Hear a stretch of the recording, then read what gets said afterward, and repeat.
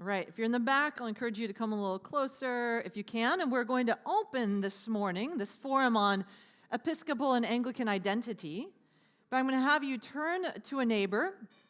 So if you're not near a neighbor, find a neighbor. And I want you to just share a story, a short personal story about what drew you to the Episcopal Church. So just a story about what drew you to the Episcopal Church. Share with someone near you for just a few minutes here. All right. Let's go ahead and finish up your stories. Would anybody like to share a very short summary of what drew you to the Episcopal Church? So 1 or 2 words or phrase.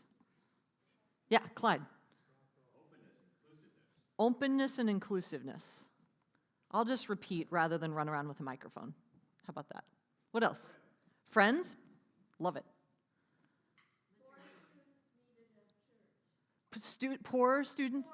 Foreign students needed a church that you were hosting. Wow, I love that. Perfect.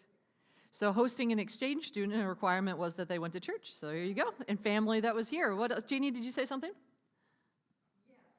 My parents were married in the chapel, and so that was beginning, and baptized there, and that then confirmed in the big church. I've gone to Epiphany pretty steadily. There we go. Here at Epiphany for a long time. One more. Yeah, Catherine. Came for the music, stayed for the sermons and community. That's great. Thanks, guys. All right.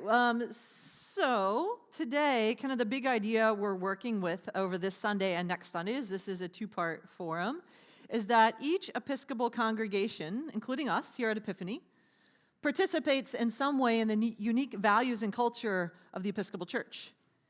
And congregations that have a deeper awareness of how they express this cultural identity are better able to connect with the people whom God has and will attract to the congregation. I mean, we're Episcopalian. We're part of something much larger than ourselves, and it's important that we are in touch with that identity and know facets of it. So I'm going to start by talking about, I love this metaphor, streams flowing into the Anglican and Episcopal identity. So there are a lot of pieces that come together to kind of create this. And after we talk about these various streams, I'm starting with this. I'm going to talk about the difference between Anglican and Episcopalian. Do any of you wonder the difference? See a couple people nodding. Okay, some of you probably could teach this part, and some it's new. So in short, Anglican is the broader tradition. It refers to churches around the world that trace their heritage to the Church of England and share common roots in the English Reformation, in the Book of Common Prayer, and the balance of Scripture, tradition, and reason. So collectively, they form what we call the Anglican Communion. There's the logo up there at the top for the Anglican Communion, and their logo itself says in over 165 countries. It's a global fellowship of around 85 million Christians who comprise the Anglican Communion. So when we talk about the Episcopal Church is the mostly American, but the Episcopal Church is more than 16 countries as well, so it's not just the United States. Do you have a... I went to church in Taipei last weekend. And yes, if you didn't hear that, in Taiwan, they are part of the Episcopal Church. Yes, so the Episcopal Church is not just the U.S. So sometimes a pet peeve can be when people say the national church, because we're not a national church. We are an international church. But the Episcopal, so after the American Revolution, Anglicans in the United States obviously had to do some reorganizing, because that didn't work so well anymore, and so reorganized as the Episcopal Church. And at that time, they chose the name Episcopal.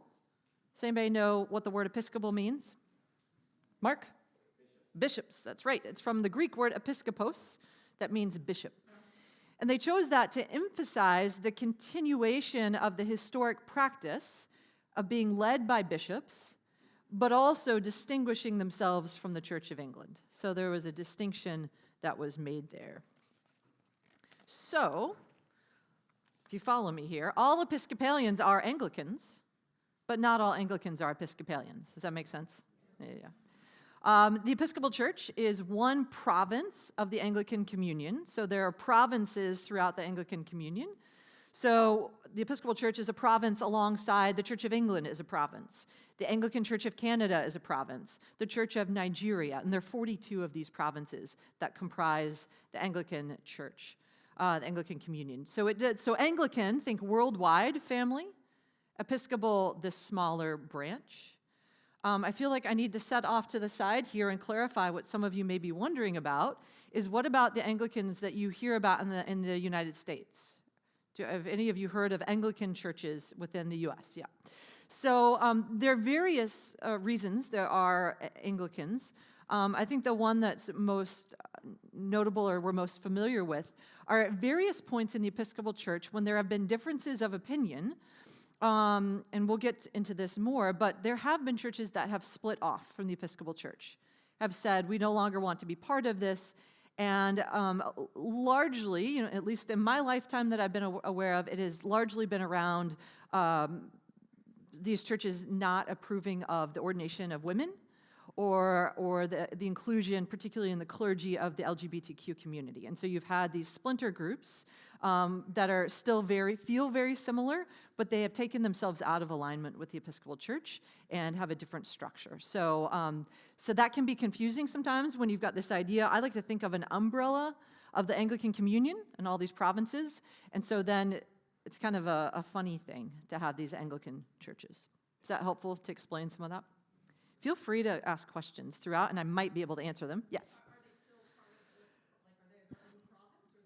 So to my knowledge, some have just split off and are doing their own thing, and some have connected with bishops in other provinces that lean more to their theological views. So it's a mixture of both, and you may have read about in the news, occasionally there'll be legal cases where a church will split off and try to take the property that belongs to the diocese, and it has ended up in all different scenarios. I can think it's in North Carolina. I think Dallas has had some issues.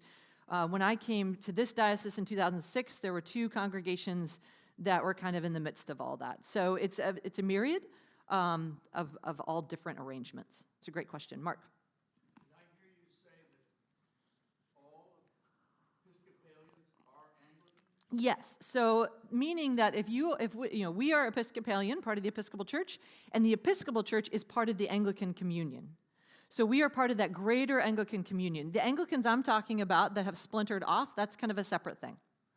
So just think about like the big category is Anglican, all these different provinces, and Episcopalians are part of that. So there's not a process through which an Episcopalian can become an Anglican? Nope, you already are one. You already are. Congratulations. Yeah. There you go. It's part of our identity. This is great. This is why we're doing this. All right, let's see what's next.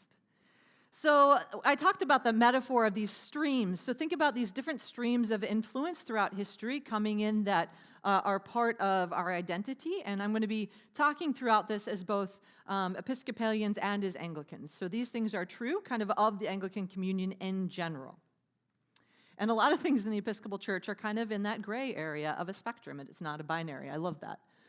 So the Catholic tradition, and when we say that, it can be confusing, especially for former Roman Catholics, but Catholic meaning universal. So this universal tradition that the Episcopal Church retains a lot from the ancient and universal Catholic Church. So think about the earliest foundation of the church. So things like the sacraments, especially baptism and Eucharist. Can anyone name a couple other of the sacraments, or even how many there are? 7, I heard 7. 2 or 7, correct. That's the answer. Let's name a couple more. Confession? Marriage? Last rites? Confirmation. We won't go through it all the way right now, but if you want a mnemonic to remember the 7 sacraments, think, come to the pub. That's how I was taught as a teenager in a confirmation class. So if you do C-O-M-E-T, ignore the 2 and the, and then P-U-B.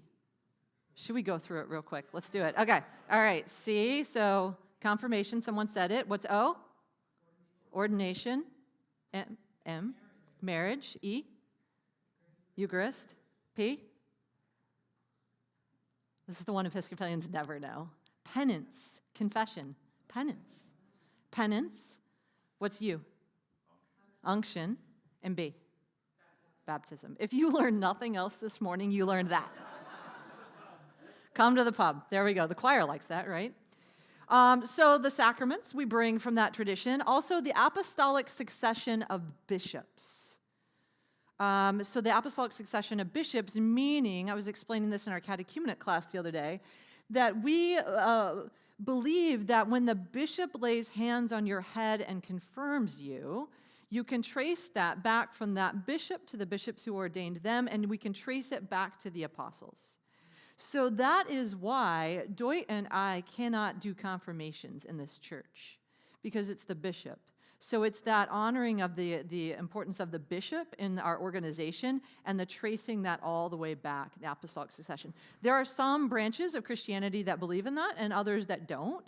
And so that's kind of a key thing we hold on to. And I know we're going to do a surface level of a lot of these things. We could do a deep class on all these things, but I'm going to keep going. The creeds, so the Apostles' Creed and the Nicene Creed. Which one do we do on Sunday mornings together? Nicene Creed. And the Apostles' Creed, the difference is, so Nicene Creed, we believe, and the Apostles' Creed, I believe. And so if you get up, if you pray the daily office, you get up in the morning and you pray morning prayer, you're going to pray the Apostles' Creed. So that's just slightly different. We have liturgical worship. That means it's structured and it's in common. And if you go to a different church, even if you, and I'll get to this more later, even if you are to go to a church in Taipei, was it wildly different than what we do on a Sunday morning?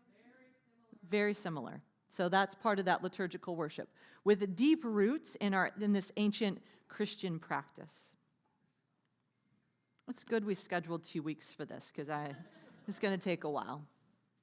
So the Reformation heritage. So from the 16th century English Reformation, we inherit and have inherited some of these things, like the centrality of Scripture. I think about, so when you're in a worship space, there should be 3 primary things that capture your attention. What are those 3 things that have the most importance in our worship space because of what they represent? What is that, Liz? The cross. That's a great one. That was not on my list of 3. There are 4 things. So we'll add the cross. The cross. But what was that? The altar. There's one. What's in the middle of the aisle that a lot of you dip your hands in? The font. And the importance of Scripture. What's the 3rd thing? The Bible. And Epiphany has a really big Bible. So that's great. So the centrality of Scripture.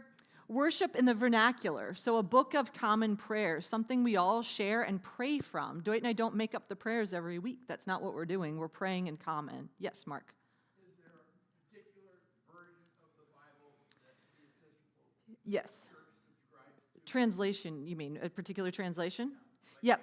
Yep, there are different ones that are approved. There's actually a list of what we are allowed to use in worship or not, and most Episcopal churches use the New Revised Standard Version, which is what we use. So there are others that are approved for use, but most use the NRSV. We carry with us an openness to reform and renewal, and that comes from this time in history.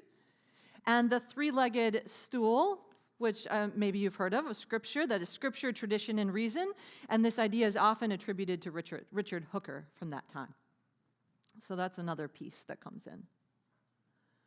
How many of you have heard of the Via Media, that term? Yep, the middle way, the Anglican middle way. So Anglicanism is known for this middle way, which kind of began as kind of an in-between between Roman Catholicism and Protestantism. So it's this balancing and this also, big tent. You might have heard that. So a comprehensiveness and diversity of belief. I think Jad's letter in the bulletin cover, it said something about if you have 10 Episcopalians in a room, you have like 11 theologies. So it's pretty accurate. We have a balance between tradition and adaptation. And unity, so I love this part, unity in essentials, liberty in non-essentials, charity in all things. Well, that's pretty dense, but that's kind of the way we try to hold this. And it can be tenuous because there can be a lot of disagreements among us, but we try to hold this, saying it's better for us to be together and in conversation than veering to one side or the other. Another component that comes in is the liturgical movement. So our Episcopal Church is shaped by the strong liturgical tradition. So the Book of Common Prayer, which is what the books are in the pews and what we print from into the bulletins. Do you know why we print the bulletins instead of having you look through the books? Why? It's complicated, right? And that we want it, so it's part of our value at Epiphany to be hospitable and welcoming and to all people, whether, I've seen people who, it's hard to juggle books, it's hard to find pages, it's hard to flip back and forth, and what you don't want to hear is Dwight and I up there saying, now turn to page 362, now turn to page 3. Like, it brings us out of worship, and it's disruptive, and so when we print it, it's inclusive to everyone, and we can tell you whether to sit or stand and what's happening, and we can move through and worship together without kind of the constant announcements. It's one of my pet peeves. So we have the Book of Common Prayer as the foundation for worship and daily prayer. We have the church year, the lectionary. So these seasons we move through of Advent and Lent and Holy Week and those things. And our hymnody and music, from ancient chant to contemporary song, part of our liturgical movement. There's a stream coming in that's the social justice stream. So Episcopalians, if you remember, in our baptismal vows, we vow to strive for justice and peace among all people and respect the dignity of every human being. That's page 305 of our prayer book. And that includes a number of things. So just some examples. That includes advocacy for racial reconciliation, environmental stewardship, care for the poor, the marginalized, and I'd say radical inclusion, and a commitment to living out faith in action. It's a big part of who we are. Any questions? Yeah. So these streams that you're talking about, is this like a formalized platform for the church, or is that like what we do here? Yep. No, I mean, that's part of who we are as Episcopalians and Anglicans. We don't really have a very formal platform, which I can remember a parishioner I had, not here, who had come from a very strong Roman Catholic background, and he kept wanting to know the official stance of the Episcopal Church, and I'm like, eh. So the work I'm drawing on today is from a book written by Paul Avis, which I have a quote in the name of his book on a later slide, and Stephanie Spellers. So this is just drawing on different writers and thinkers, but we don't really, so this is just kind of, it's more general. And there are, of course, Episcopalians who might argue with me and say, well, I think it's actually different streams. But that's part of who we are, is that we don't have a kind of a tight official standpoint. But the global Anglican communion is an important part. I covered a little bit about this with the difference between Anglican and Episcopal. So we are one province here in the Episcopal Church of the worldwide Anglican communion of more than 85 million Christians. We are diverse and multicultural as a family, and yet we still have mutual prayer, mission, and learning across boundaries. Yeah, I think that's all I wanted for that right now. And finally, the last stream, you recognize that place?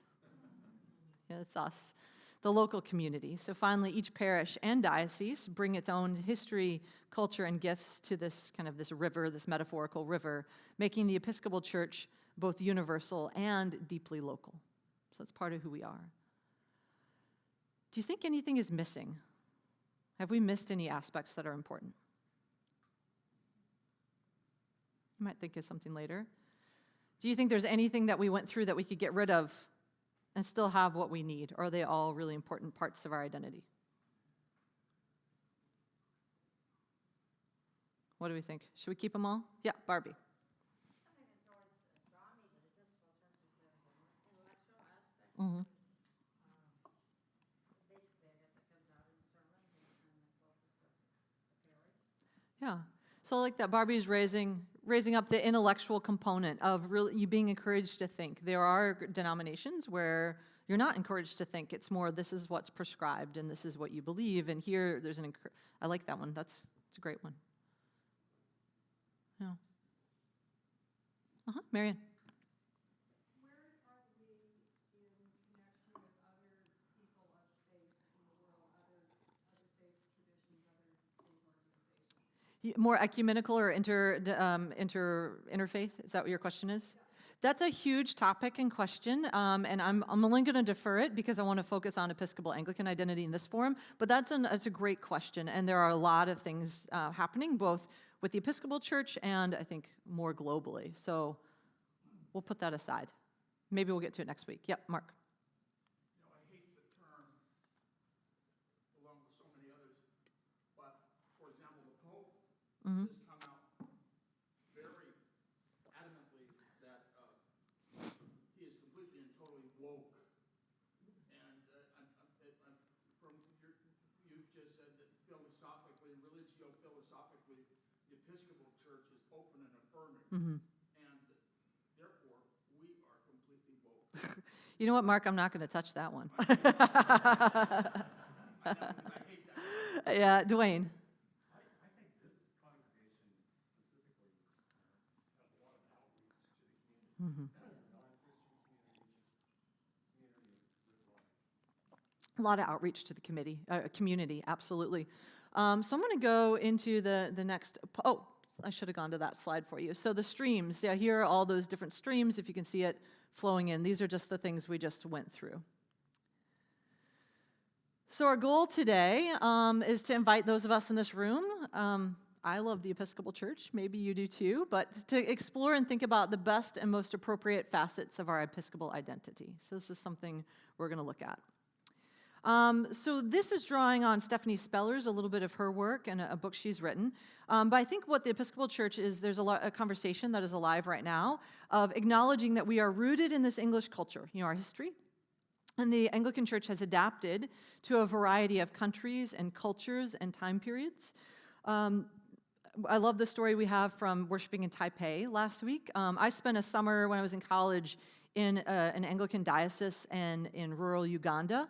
And as a young adult, and it was so powerful for me to be in a place that culturally was so different from small town Oklahoma to rural Uganda. It was very different.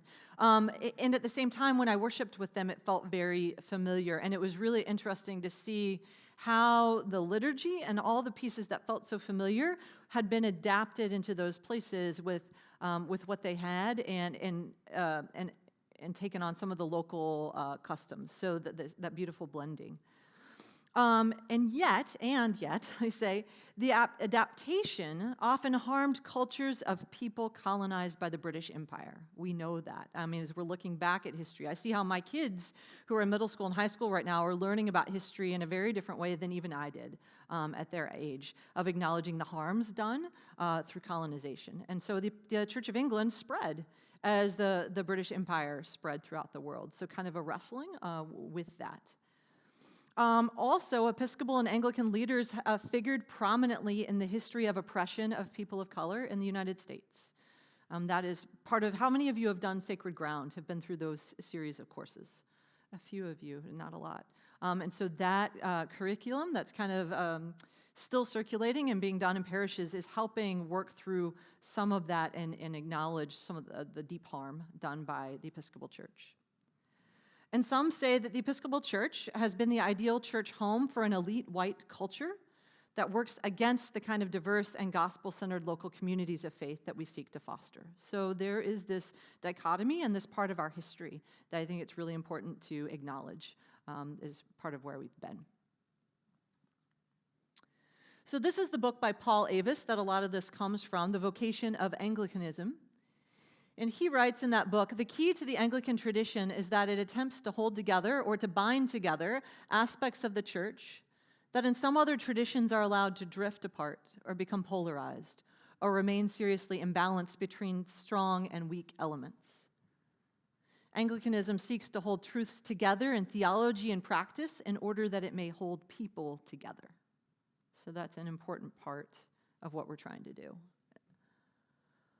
Anglicanism seeks to hold truths together in theology and practice in order that it may hold people together. Here are 5. Holding truth together in tension, and here are 5 aspects of the church as a living organism. So the Anglican Church reveals itself to be both Catholic and Reform, Episcopal and synodical. I had to look that up. I was like, I think I know what that means. But that's that balance between, and especially in the Episcopal Church, bishop-led with clergy and laity participation. And I could do a whole forum. I really love governance and polity of the Episcopal Church. It's such a nerdy topic, but it's fascinating how the Episcopal Church was set up in tandem with our democracy in this country, and they look very similar. I will not go off on that rabbit trail right now, but happy to another time. Biblical and reasonable, and traditional and yet open to fresh insight. So now what we're going to get into, and I think we might get through half of what the rest of what I have to present, which is fine because next week we'll do part 2. So the 2 things I'm going to talk about are Episcopal and Anglican spirituality, which is what we're going to look at with the rest of our time today, and then probably picking up next week with Episcopal and Anglican temperament. And then next week, what we'll do as well as we move through all of these is have more conversation about individually where we are in this tradition, and also just conversations about where Epiphany is with this. So I'm going to walk through these different types of spirituality within our church. So Anglican spirituality is rooted in communal daily prayer, so like morning prayer, noonday prayer, laid out in the Book of Common Prayer. So our way of praying tends to have more formality and structure and is shaped by scriptures, by the divine reading of scripture and prayerful meditation on the Psalms. Well, I want to tell you what this was a Eucharist that happened last week. Does anybody happen to know what this is? See it?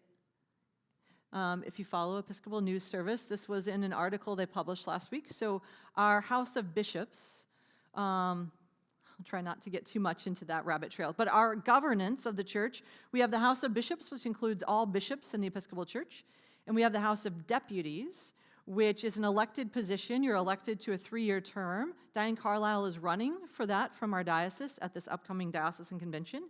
And then every 3 years, the House of Bishops and the House of Deputies for the Episcopal Church meet in a bicameral legislation, and that's the governing body of our church.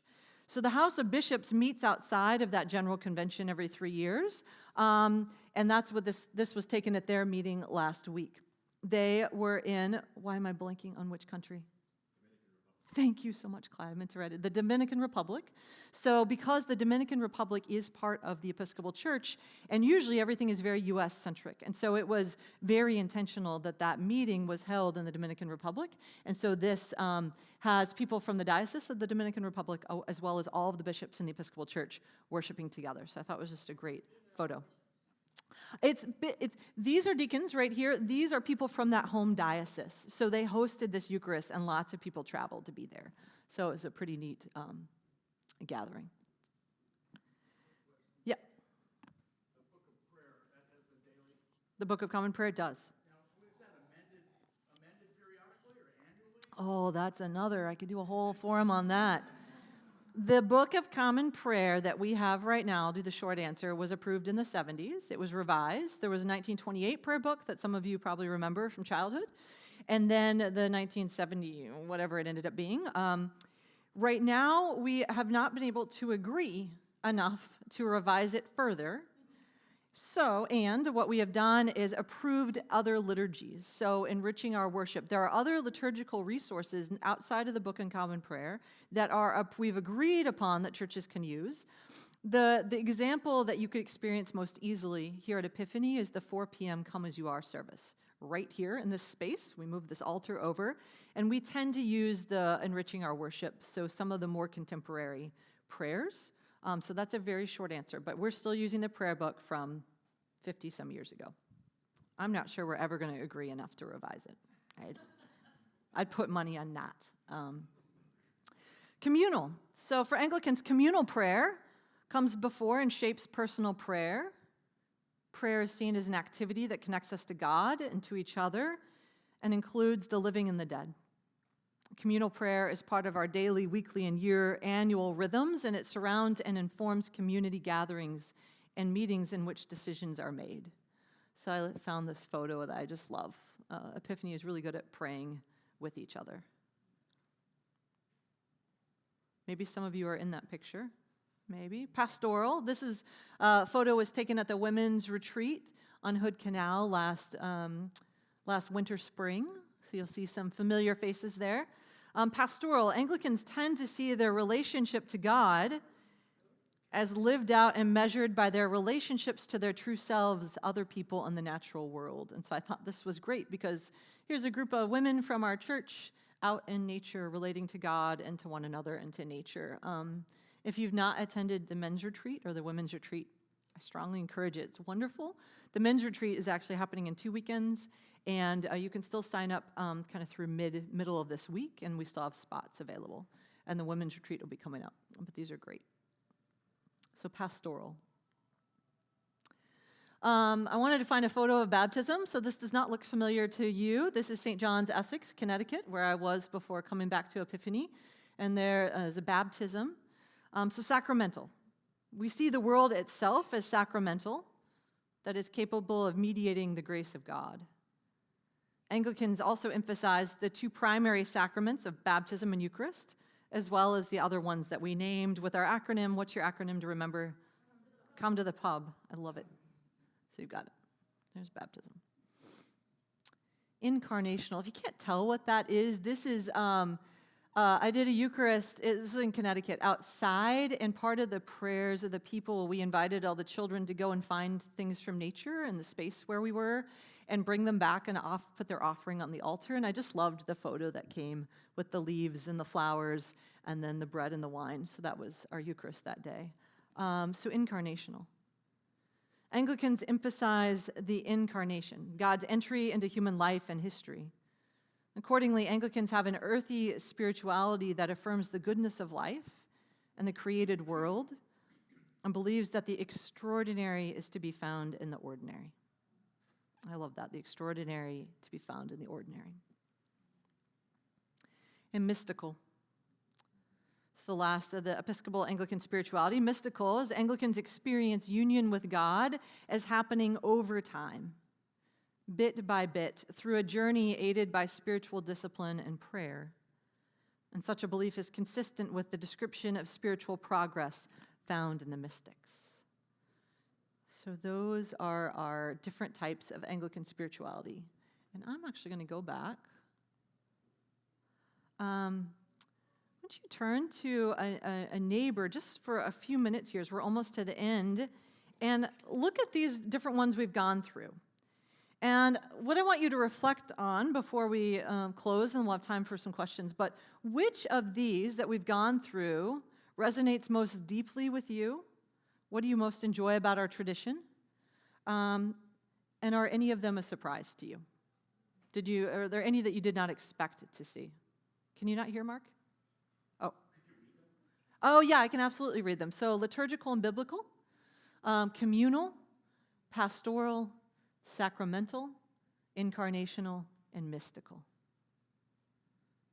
So go ahead and turn to neighbor. What resonates most deeply with you, and are there any that are a surprise? We'll take about 3 minutes, and then we'll wrap up. So as ask a question about one of these, incarnational. So I'm just going to kind of talk about that one a little bit again. So in our tradition, we emphasize incarnation in flesh, God's entry into human life and history. And so that one is thinking about kind of an earthy spirituality. Think about the combining of the human and the divine, affirming the goodness of life, the created world. And we believe, this is the phrase that I think that goes best with incarnational, is that we believe the extraordinary to be found in the ordinary. Does that help a little bit? So, I mean, we take ordinary bread and wine, and it becomes something very different, right, when we are gathered together with intention and prayer. So that's incarnation. Yep, Mark. I was co-opting the liturgical year, not under the liturgical tie, but incarnational. We follow the seasonal cycle. Yeah, so the incarnation kind of folded in with as we move through the season and the liturgical cycle together. Anybody else want to share what resonated deeply with them, or maybe something you were surprised by? Yes, Kat. Well, I love the way these elements complement each other. But I was sharing, for me, when I came to this community, the blending of the liturgical and communal with the incarnational and mystical was really palpable. Mm. So that, we come together and support each other with this calendar, with the liturgy, and recognize that we all are in different places.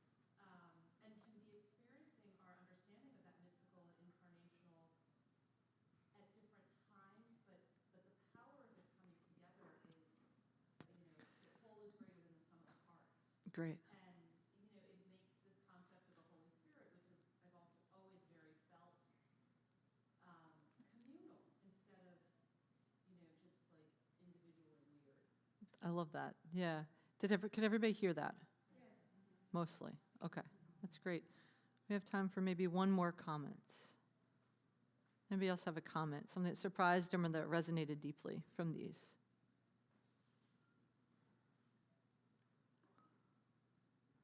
Yeah, Joan. Well, the main thing for me is that when I come, I bring myself, and it can be open